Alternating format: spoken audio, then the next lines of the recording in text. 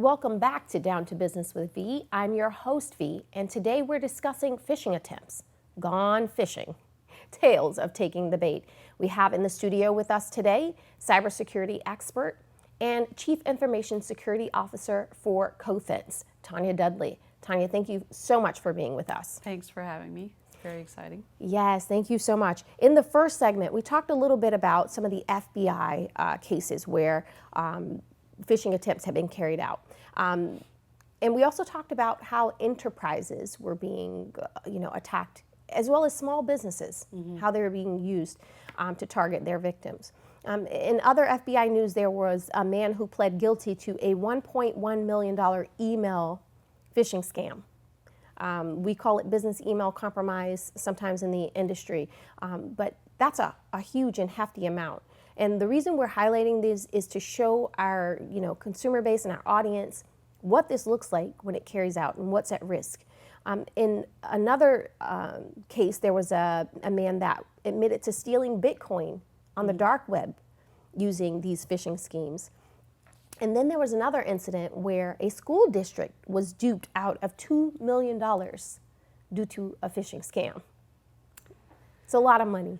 Yeah, and unfortunately, those little entities, a school district, right? They don't have the same kind of funds that an organization might have access to, right, to recover from that, or even the cybersecurity, the cyber insurance that we see many getting today. I know right at the beginning of the pandemic, that school district reminded me of something that I would see. We were trying to find COVID-related emails, right, because we didn't want our organizations to simulate them, but we wanted to show them what we were seeing. And right in the beginning, we came across one, and it was actually local to me. It was literally the school district was up the street, and I was like, I need to give this to our local FBI because the school district is being targeted. And so I, got permission from the customer that I could send that email off to the FBI, and the FBI was like, well, how do you know they're compromised? And I'm like, well, it's coming from their SharePoint site, right? It's directing. So I kind of take that to heart, right? When it becomes more passionate, right? When you know the victim or somebody that's being targeted. Oftentimes they're just spraying, right? They're just going after whoever they can, wherever they can get access. So not always targeted. There we do hear some big stories, right, where a large organization is targeted, especially when it comes to ransomware. But oftentimes it's just them spraying, many campaigns just spraying out the email campaign to multiple organizations, multiple victims on the consumer side, just to seeing where they can get access to those credentials. Those credentials are so valuable to them.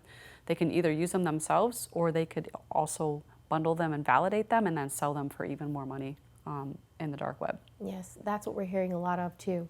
So before we go too far into the topic, for those that might have missed that first segment where we went over what phishing is, can you please just recap for them what phishing is?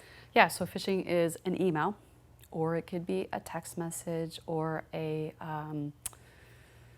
voice message, right, that is going after, and sometimes we hear them using WhatsApp or a direct message through another platform. But at the end of the day, it's phishing. They're phishing for information to gain access to your financials or for your information.